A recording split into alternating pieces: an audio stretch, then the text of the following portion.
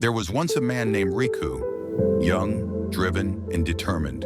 He had achieved much in a short time: wealth, recognition, influence. But inside he was restless, tired, constantly striving. "Why do I feel so empty when I have so much?" he would often wonder. One evening, while reading an old journal left behind by his grandfather, Riku came across a note scribbled in the margin. "When you're ready to stop chasing and start understanding, find the monk whose cup never overflows." Intrigued and desperate for clarity, Riku set off on a journey to a distant monastery hidden in the northern hills. When he arrived, he found a quiet temple surrounded by mist, still ponds, and ancient trees. There, seated by a stone table, was an old monk dressed in simple robes, sipping tea slowly as if time didn't exist. Riku bowed and introduced himself.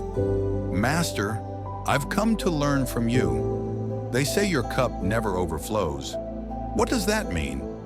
The monk didn't reply.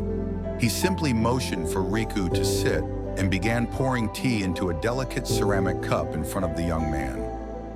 The tea rose to the brim and kept going. It spilled over, dripping onto the table, the monk's hand, and Riku's lap.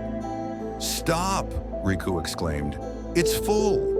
The monk looked at him calmly and asked, "Is it?" Riku was confused.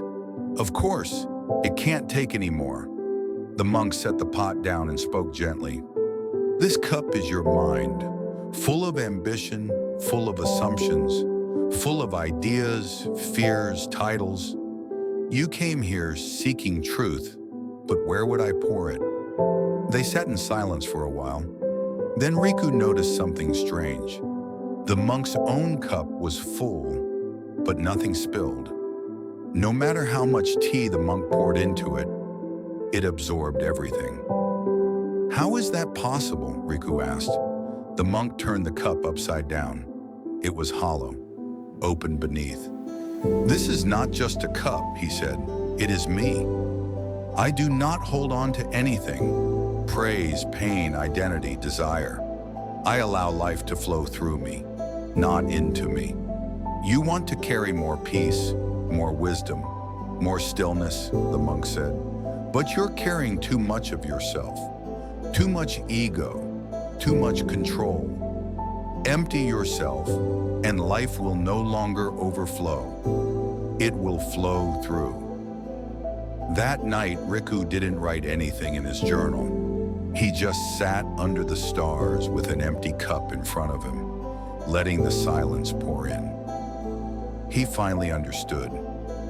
The wisest minds are not those that hold the most, but those that let go the deepest.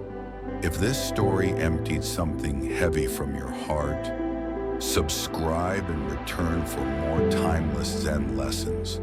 Let's grow lighter together. Subscribe for weekly mindful stories,